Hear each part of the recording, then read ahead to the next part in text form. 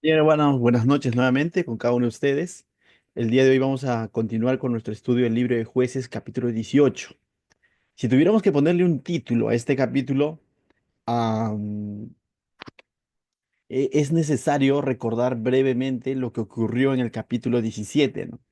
Ya de por sí, todo el libro de Jueces lo hemos denominado cuando te olvidas de Dios, porque básicamente refleja eso, ¿no? Cómo es que un pueblo, estando ya en la tierra prometida, no está en el desierto, está en la tierra prometida, en esa tierra donde fluye leche y miel, ¿no? Esa tierra que mismo Moisés anheló ingresar, en el que ingresaron de la mano de Josué, se hizo la distribución, la repartición y todo lo demás. Y se suponía, ¿no? De que, bueno, a disfrutar de la bendición de Dios, pero el libro de Jueces nos presenta otro panorama, ¿no? Nos presenta a un pueblo que se ha olvidado de todo lo que Dios le ha venido advirtiendo, anticipando, enseñando a través de Moisés, a través de Josué.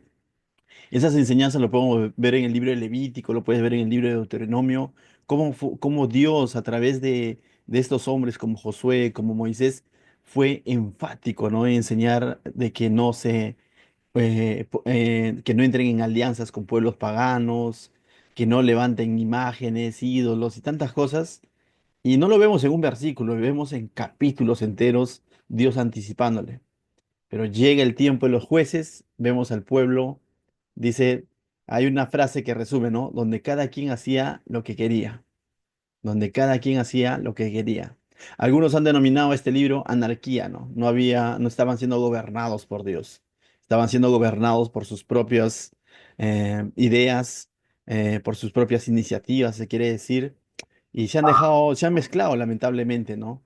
Y en el capítulo 17 veíamos de manera individual quizás como este individuo llamado Micaías, ¿no? De pronto se había hecho de un altar en su casa, había levantado una imagen de talla, había contratado un sacerdote, se había hecho de un efod y prácticamente su casa lo había convertido en un centro de culto, pero no culto necesariamente a Dios, ¿no? Sino al estilo pagano. Entonces lo que él estaba cometiendo era idolatría en su propio hogar, ¿no? Eso vemos en el capítulo 17, ¿no? Mientras que en el capítulo 18 vamos a ver que esa idolatría individual o casera se va a convertir en va a contagiar a toda una tribu. Entonces, si tuviéramos que ponerle un título a este libro, sería La idolatría es contagiosa, ¿no? Entonces, ¿cómo es que comenzó por una familia, comenzó por una casa y ahora va a contagiar toda una tribu, ¿no? Entonces, vamos al capítulo 18, entonces verso a verso, para poder ir viendo, ¿no? Cada aspecto de cómo es que el pueblo se va a ir hundiendo más, ¿no? Capítulo 18, entonces verso 1 dice, me siguen todos en la lectura, dice, en aquellos días no había rey en Israel, y en aquellos días la tribu de Dan buscaba posesión para sí donde habitar, porque hasta entonces no había tenido posesión entre las tribus de Israel. Y es interesante aquí notar dos detalles. Primer detalle, de que no había rey en Israel. Vuelvo a repetir, el hecho de que no haya rey en Israel no es la causa para que el pueblo esté como está, sino más bien es una de las evidencias de cómo está viviendo el pueblo. Dios había sido claro cuando llamó, les dijo, ustedes serán mi pueblo y yo seré su Dios, ¿no? Entonces, el problema no es que no haya un rey, el problema es que ellos no están reconociendo a Dios como su rey. Ese es el problema. Entonces, el problema no es de que, uy, no tienen rey como los demás pueblos y como que de pronto un reinado humano va a ser la solución. Más adelante vamos a ver que cuando veamos el libro de los reyes, que el rey en sí no era la solución. El pecado estaba en el corazón del pueblo, en el corazón del israelita, ¿no? El único rey que va a traer solución a todo eso, lo tenemos claro, ¿no? Ese es nuestro Señor Jesús, el Rey de Reyes, ¿no? Entonces, y el segundo detalle que podemos notar aquí es, y en aquellos días dice, la tribu de Dan buscaba posesión. Y es interesante, ¿no? Ya han pasado buenos años después de que ellos han habitado la tierra prometida y de que Josué ha hecho la repartición, eso lo vemos en el libro de Jueces, ya han pasado muchos años, ya aproximadamente quizás 200 a 300 años, ya que todo el periodo de los jueces dura aproximadamente 400 años. Entonces ya han pasado buenos años y de pronto la tribu de Dan recién está buscando posesión para poder habitar. Y uno podría decir, ¿cómo es posible esto? ¿Acaso cuando vemos la distribución de tierras o la repartición de tierras registrado en el libro de Josué, a la tribu de Dan no se le asignó un lugar? Claro que sí. Tú puedes ver de que se le asignó un lugar, pero también vemos de que cada tribu tenía que ir y conquistarla, ¿no? O sea, ¿te acuerdas de quizás un poquito el ejemplo más claro? Ahí podemos ver a Caleb, ¿no? Donde toma la iniciativa y comienza a conquistar, dice, dame ese monte y van con todo el pueblo y lo conquistan, ¿no? Ciertamente se da la distribución, pero no es que lo van a conquistar en sus fuerzas tampoco, sino que es, cuando yo digo que tiene que conquistarla, no tanto que requiere un esfuerzo, sino requiere fe y confianza.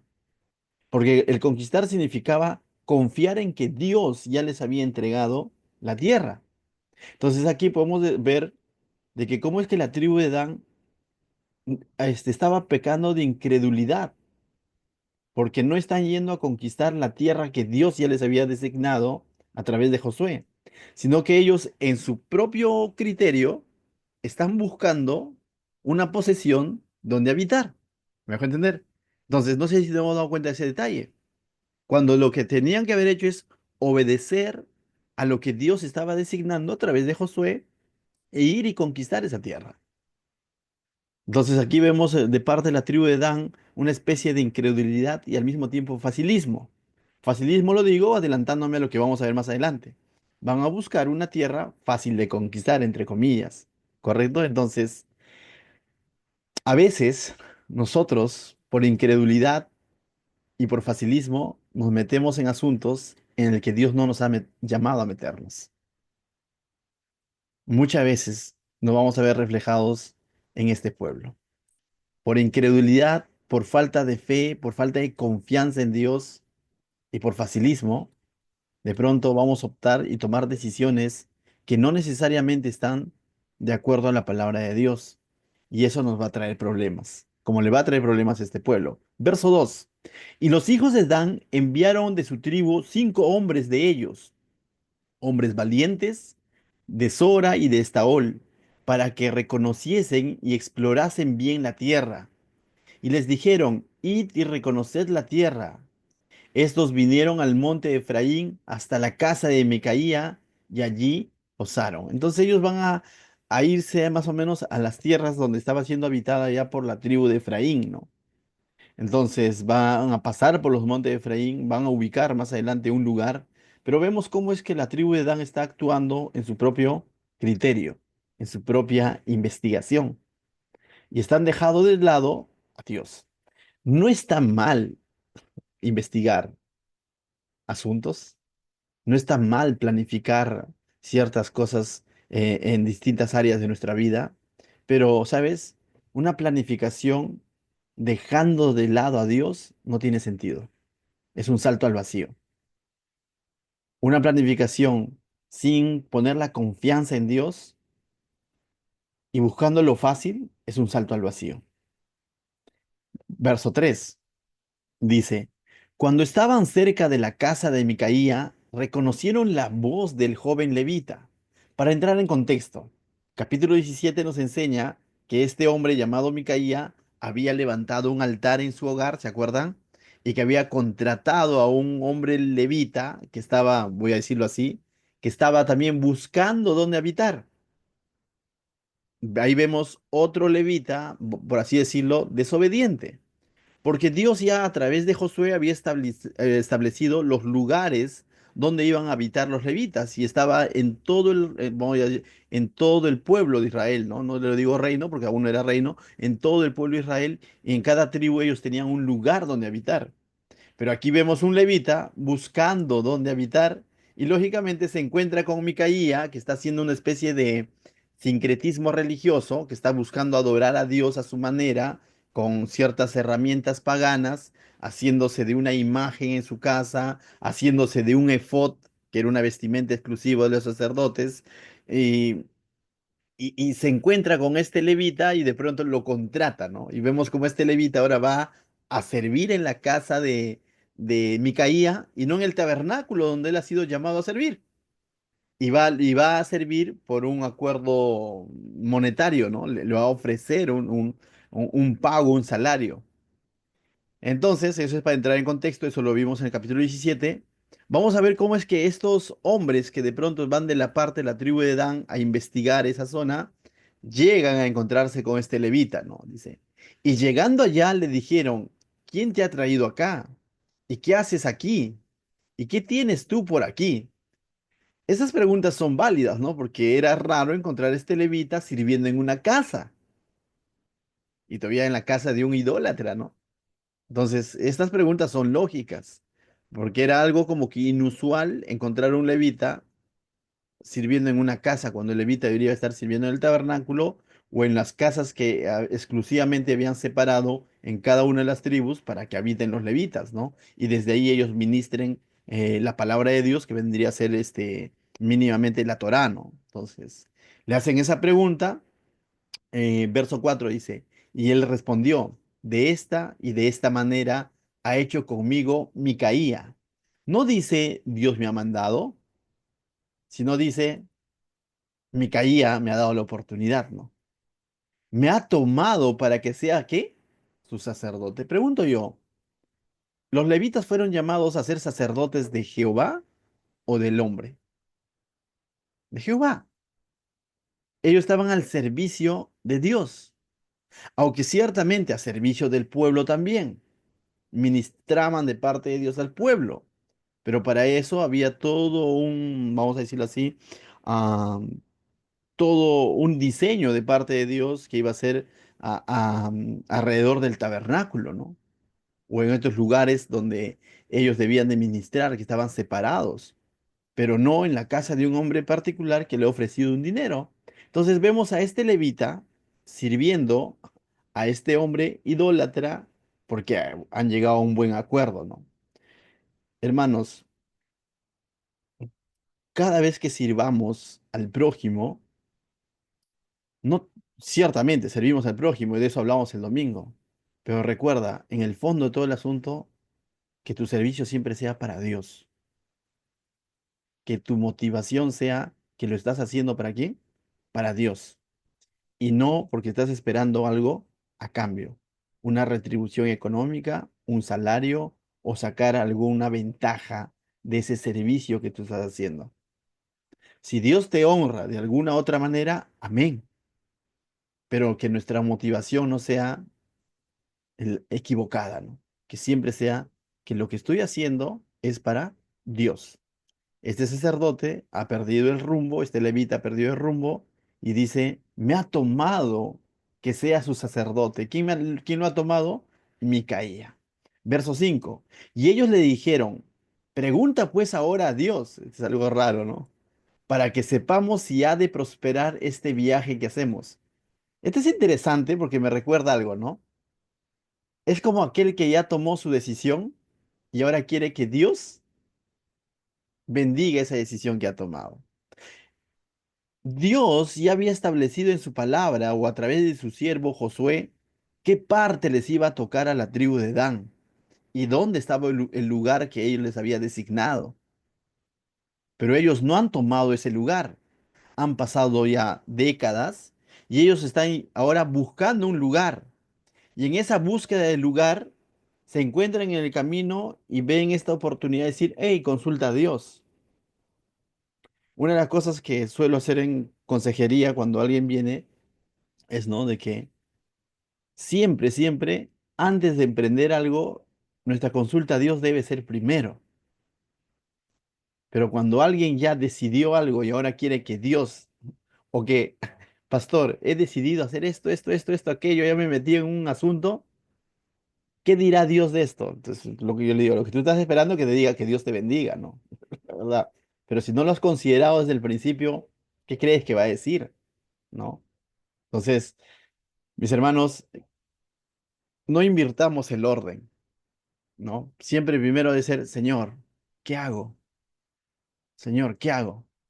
Dijo alguien, ¿no? Hay algo que no debemos de consultar quizás a Dios para las cosas que Él ya nos dio luz verde. Hay algo que Dios nos ha dado luz verde, la predicación del Evangelio. Señor, ¿le predico a este amigo? No, predícale. a no ser que Dios te ponga luz roja. Pero hay situaciones particulares en las que debemos ser dependientes de la guía del Señor. Y para eso está el tiempo de oración, para eso está el tiempo de consejería, para eso está el estudio de la palabra. Porque créeme que la palabra es viva. Y cuando tú estás en esa búsqueda de decir, Señor, ¿qué hago en esta situación? Dios va a usar su palabra muchas veces. Quizás el que está enseñando la palabra ni cuenta se da que Dios está respondiendo algo a una de tus interrogantes, pero tú vas a percibir que Dios responde. Dice el libro de Santiago, ¿no? Capítulo 1 verso 5 si no me equivoco. El que esté falto de sabiduría, ¿qué dice? Pídala a Dios, ¿no? No está hablando que alguien que, uy, no entiende nada, no, sino todo aquel que en alguna situación, todos en alguna situación somos falto de sabiduría. No sé qué hacer con esto. Si no sabes qué hacer, aún no decidas. Consulta a Dios y Él te la dará, dice, sin reproche. Amén. Entonces aquí vemos a estos hombres de alguna manera queriendo espiritualizar el asunto y diciéndole, ¿no? Consulta a Dios a ver, para saber si nos va a prosperar este viaje, ¿no? Verso 6. Y el sacerdote que servía a Micaía, no a Dios, y el sacerdote le respondió, id en paz delante de Jehová, está vuestro camino en el que andáis. Entonces vemos que el levita, que estaba en pecado, estaba desobedeciendo a Dios, envió a estos hombres que están sin rumbo, también que están en pecado, desobedeciendo a Dios, pero con palabras de bendición. Y esto es algo paradójico, ¿no? El levita está fuera, por así decirlo, ¿no? Está haciendo lo que él quiere. Estos hombres de parte de la tribu de Dan están haciendo lo que ellos quieren, pero sin embargo usan a Dios como para espiritualizar el asunto. Verso 7. Entonces aquellos 5 hombres salieron y vinieron a Lais y vieron que el pueblo que habitaba en ella estaba seguro, ocioso y confiado, conforme a la costumbre de los de Sidón, sin que nadie en aquella región les perturbase en cosa alguna, ni había quienes poseyese el reino, y estaban lejos de los sidonios y no tenían negocios con nadie. Entonces ellos ven un campo ahí libre para ellos, ¿no? Dicen, acá lo hacemos, porque dice que era un pueblo en el que ellos se sentían, los habitantes, seguros, ociosos y confiados. No estaban a la defensiva, no estaban en batalla, tampoco estaban siendo gobernados por otro pueblo mucho más fuerte. Entonces, ¿qué dijeron? Aquí es el lugar, ¿no? Y te das cuenta entonces, están desechando lo que Dios los había llamado a conquistar tiempo atrás a través de Josué y ahora están tomando decisión por algo mucho más fácil. Muchas veces Dios pone en nuestro caminar retos, situaciones en el que lo vamos a lograr solamente si confiamos en Él. Pero a veces nosotros preferimos tomar ¿qué? Atajos, ¿no? Muchas veces preferimos tomar atajos. Y esos atajos no necesariamente, así nos salgan bien, no necesariamente venían de parte de Dios. Verso 8, mis hermanos, dice.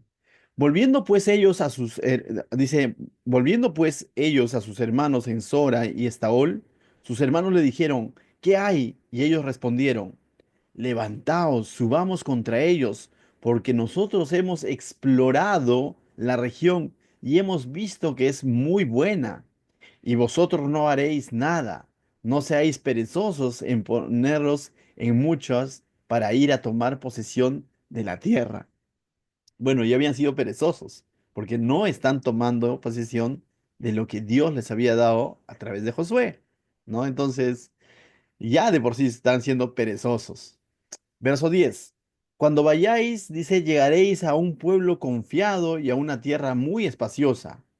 Y nuevamente van a espiritualizar el asunto, pues Dios la ha entregado en vuestras manos. Yo pregunto, ¿en qué momento Dios los había entregado en sus manos?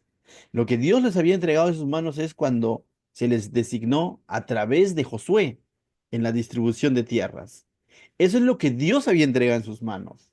Pero lo que ahora ellos están yendo a poseer es conforme a su propio criterio, conforme a su propia concupiscencia, deseo. Y por ahí en el camino he encontrado a un sacerdote que está en otra onda y les ha espiritualizado el asunto, ¿no? Entonces, diríamos así, ¿no? Hoy en día están tomando el nombre de Dios en vano. ¿Cuántas cosas hoy en día, a veces, el cristiano, y quisiera decirlo de la siguiente manera, que no suene tan fuerte, o a veces tomamos el nombre de Dios en vano, ¿no? Y debemos tener cuidado de eso. Debemos tener seguridad cuando realmente Dios lo ha dicho. Pero hoy en día se ven en los círculos evangélicos, voy a decirlo así, dice el Señor. ¿Has escuchado esas frases? En más de una comunidad. Y debemos tener cuidado con ese dice el Señor, ¿no? Porque estamos espiritualizando cosas que quizás el Señor no necesariamente lo ha dicho. O el Señor me ha dicho, ¿no? O el Señor me habló. ¿Estás seguro? ¿No? Entonces, ¿realmente el Señor te habló? ¿Realmente el Señor te dijo? Entonces, esto es algo que no deberíamos de tomarlo tan a la ligera, ¿no?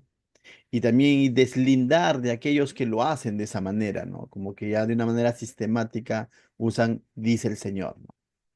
E incluso en el internet vas a ver ese tipo de mensaje, ese tipo de predicación, ¿no? O ese tipo de hablar, ¿no? Dice el Señor, o el Señor me ha dicho.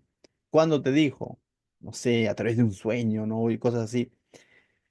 No quiero irme al extremo de desechar, porque yo entiendo que el Señor es un Dios particular que puede hablar a la persona, pero como siempre les recomendamos, todo lo que tú consideras que Dios te ha dicho, fíltralo a través de la profecía más segura, que es la palabra de Dios.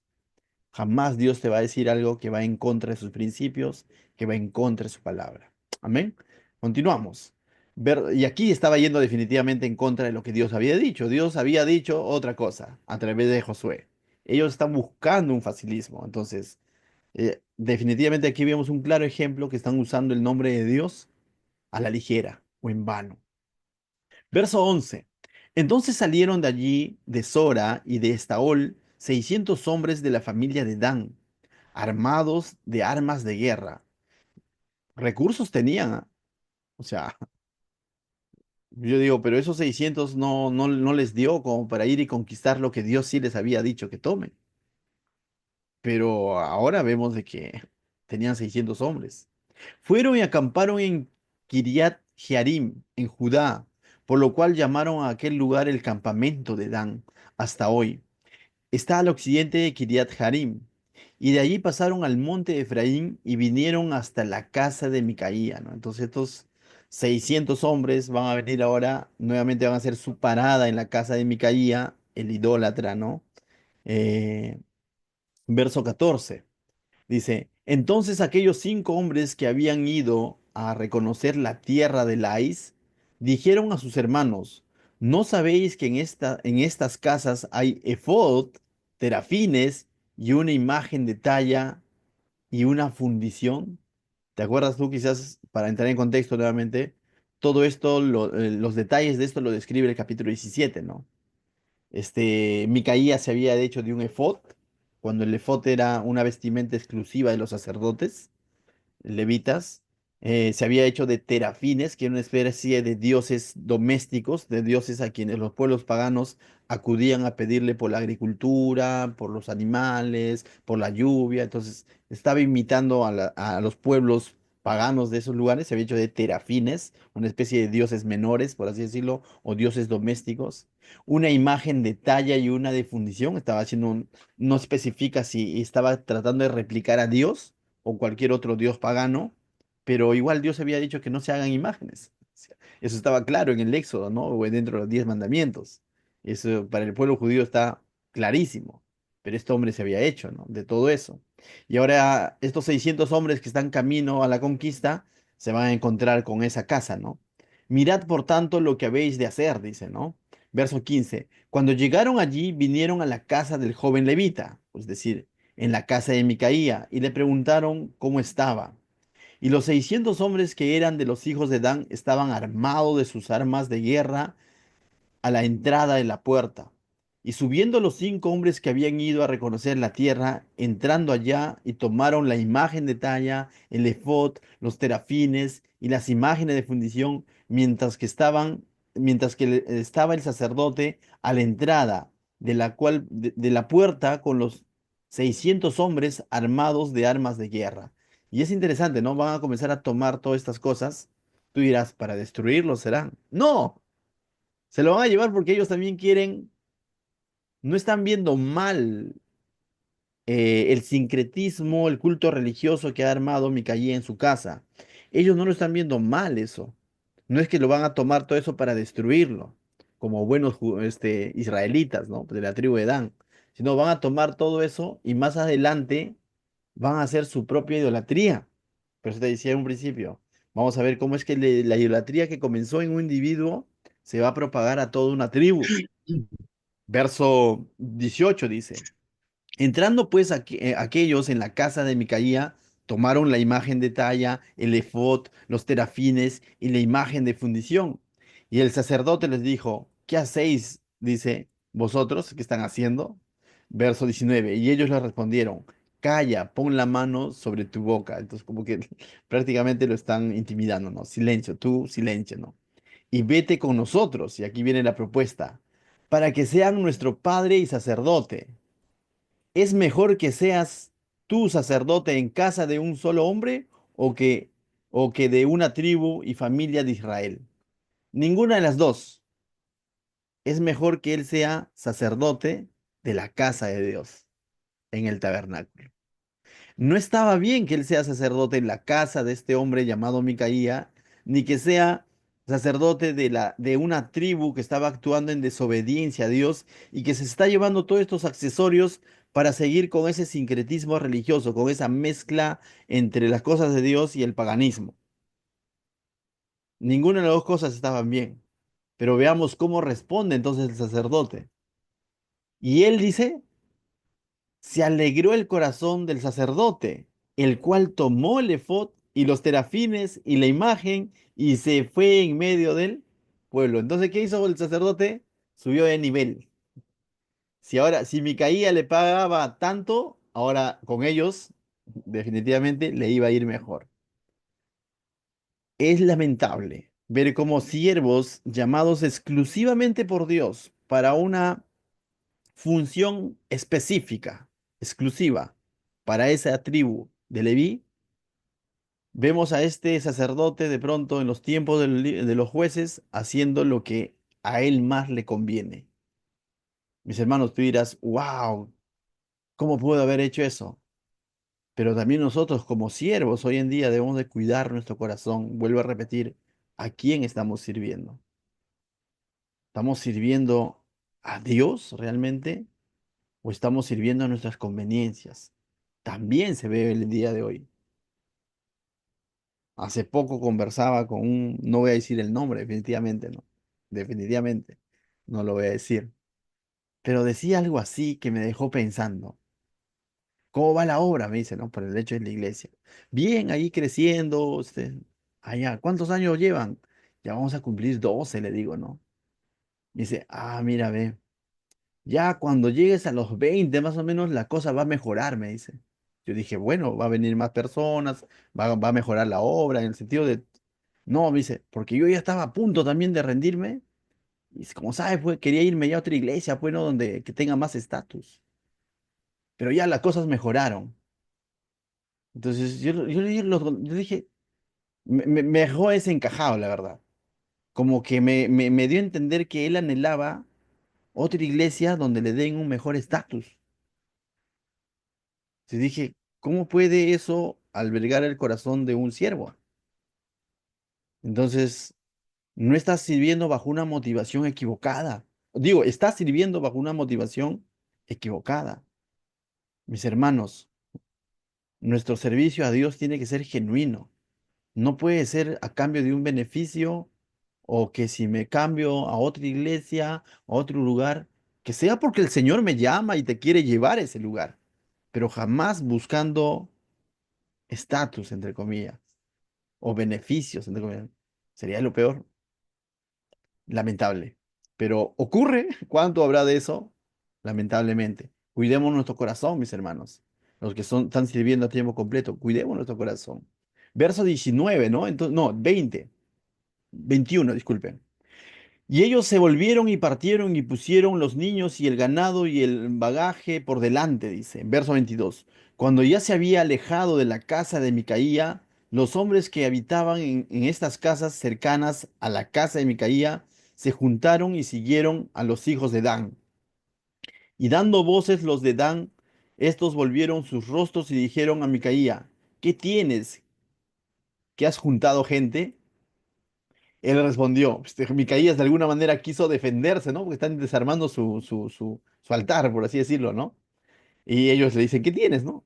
Verso 24. Y él respondió, Micaías, tomaste mis dioses que yo hice, y al sacerdote, y os vayáis. ¿Qué más me queda? ¿Por qué, pues, me preguntáis qué me pasa? Entonces, como que está reclamando, ¿no? Pregunta, acá hay algo paradójico. Si estos dioses, Micaías dice, tomaste mis dioses que yo hice. Micaías estar, y no sé si consciente o inconscientemente, está reconociendo que esos dioses, él los hizo. Por tanto, esos dioses no tienen ningún valor. Cuando se supone que los dioses son los que deberían de defender a Micaías, Micaías está defendiendo y reclamando sus dioses, ¿no? Entonces, esto nomás es una prueba de que estos dioses no tenían ningún valor. Como dice alguien, ¿no? Tienen ojos, pero no ven, como hoy en día, ¿no? O sea, tienen manos pero no tocan, tienen pies pero no andan. Hoy en día podemos ver una especie de dioses, por así decirlo, ¿no? O santos lo llaman la iglesia oficial, ¿no? Donde no se pueden mover por sí solos, tienen que cargarlo en un andamio, ¿no? Y aquí vemos a un Micaías tratando de defender sus dioses, que no podía defenderlo a él, ¿no? Entonces eso es como que algo raro, ¿no? Y todavía dice, ¿qué más me queda? ¿No? Como que toda su esperanza estaba en sus dioses y ahora se ve que él queda sin nada, ¿no? Verso 25. Y los hijos de Dan le dijeron, no des voces tras nosotros, no sea que los de ánimo colérico os acometan y pierdas tú también tu vida y la vida de los tuyos. Prácticamente aquí vemos que los de Dan aplicaron la fuerza, ¿no? Del más fuerte, la ley del más fuerte, ¿no? Porque le está diciendo, deja de reclamar, porque no es de que aquí tenemos hombres coléricos y te vayan a lastimar, ¿no? O te vayan a quitar la vida, ¿no? Entonces, aquí se está cumpliendo como que la ley del más fuerte, ¿no? Peleándose por sus dioses. Verso 26. Prosiguieron los hijos de Dan su camino, y Micaía, viendo que eran más fuertes que él, dice, volvió y regresó a su casa. Finalmente Micaía se va a rendir, ¿no? Al ver de que los de la tribu de Dan son mucho más fuertes que él, ¿no? Va a dejar de reclamar sus dioses. Verso 27. Y ellos llevando las cosas que había hecho Micaías, nuevamente recalca que estos dioses fueron fabricados por Micaías y estas imágenes. Juntamente, y pareciera que estamos hablando de un pueblo pagano, ¿no? Estamos hablando del pueblo de Israel. ¿Te has dado cuenta? Hoy en día se puede hablar muchas cosas del mundo, pero es penoso cuando se habla de cosas, pecados, escándalos de cristianos. Tú dirías que no estaban hablando de de un mundano, no. A veces se tiene que hablar de cristiano y tú dices, ¿qué pasó? Mis hermanos, esto también que nos sirve como reflexión, ¿no?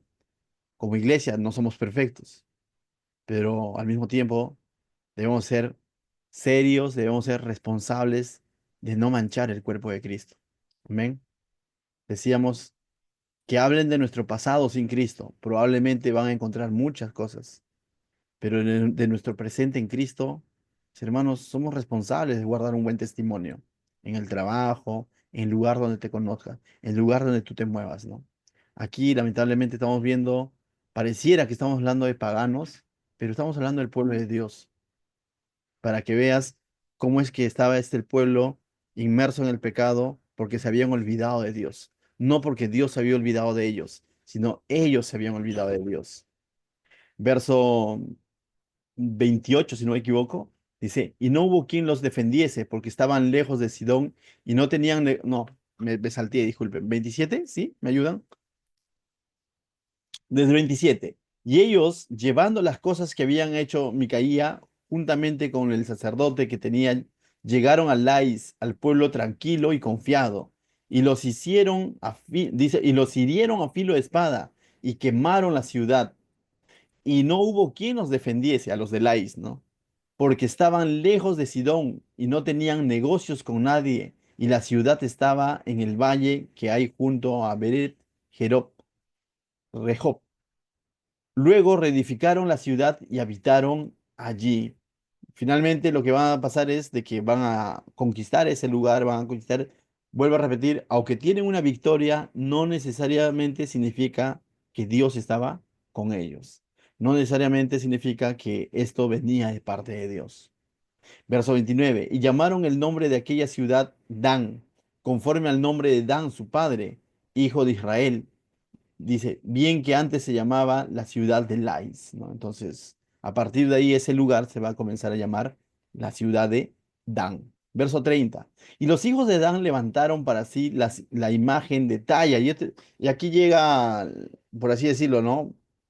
Lo que comenzó en un hogar idólatra, en el corazón de Micaía, aquí vemos cómo se va a propagar a toda una tribu. Y esto da pena, ¿no? Entristece ver cómo pudieron llegar a eso, ¿no? Pero a veces podría también ocurrir hoy en día con nosotros. Tengamos cuidado. Verso 30 dice, y los hijos de Dan levantaron para sí la imagen de talla, y Jonatán, hijo de Gersón, hijo de Moisés, él y sus hijos fueron sacerdotes en la tribu de Dan hasta el día del cautiverio de la tierra. Así tuvieron levantada entre ellos la imagen de talla que Micaía había hecho todo el tiempo que la casa de Dios estuvo en Silo. Finalmente, mis hermanos, vemos cómo es que se ha propagado la idolatría a toda una tribu.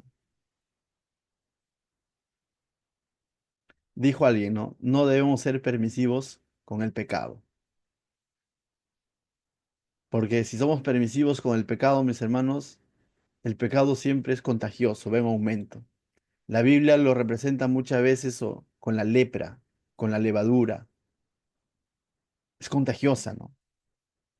Entonces, si en algún momento identificamos pecado a manera individual en alguna área de nuestra vida, no pienses que no va a causar nada. Sí, va a cauterizarte la mente. Y lo mejor que puedes hacer es arrepentirte. Si confesare vuestros pecados, Él es fiel y justo para perdonarlos. A veces pensamos, no, no va a pasar nada. Ya con esto vengo luchando varios tiempo y no pasa a mayores. Decimos, ten cuidado. Es esa manera a modo personal. Ahora, a modo familiar, a modo congregacional. Si detectas pecado en cualquiera de sus variantes, haz algo. No te quedes callado. No estoy diciendo que condenes a la persona, pero es algo, un consejo. Oye, hermano, hablemos, vi esto, observé esto. Pero somos nosotros los que debemos de alguna manera hacer algo. No esperemos que el mundo venga y sea el que apunta todavía a la iglesia, a la familia, y decir, oye, está pasando esto. El Señor va a usar a nosotros mismos. Entonces, pero no seamos permisivos con el pecado. Recuerda, la idolatría, aquí vemos del capítulo 17 al capítulo 18, fue contagiosa, se propagó. Quizás hoy en día no hay idolatría de imagen, pero podría ser de cualquier otra cosa que le robe la prioridad a Dios en nuestra vida. Erradiquémoslo. ¿Qué tal si oramos para terminar este capítulo? Padre, yo te doy gracias, Señor, esta noche por tu palabra. Gracias porque nos muestra, Señor, a través de este capítulo, Señor, que debemos de erradicar, Señor, todo síntoma de pecado de nuestra vida, Señor. Ayúdanos a confiar en ti, Señor, y no irnos por el camino de la incredulidad, el facilismo o el sincretismo religioso, Señor, como el de Micaía que pretendió buscarte o adorarte a su manera, Señor. Tú has trazado una forma, tú has trazado los principios en tu palabra, Señor, y no debemos de torcerla, Señor. Ayúdanos a mantenernos firmes y fieles, Señor, a lo que tú has establecido, Señor, en nuestra vida, en nuestra familia, en nuestra iglesia, Señor. En el nombre de Jesús, ayúdanos también, Señor, a poder servirte de corazón, Señor, bajo una motivación correcta, Señor, y no bajo nuestras propias conveniencias. En el nombre de Jesús, amén.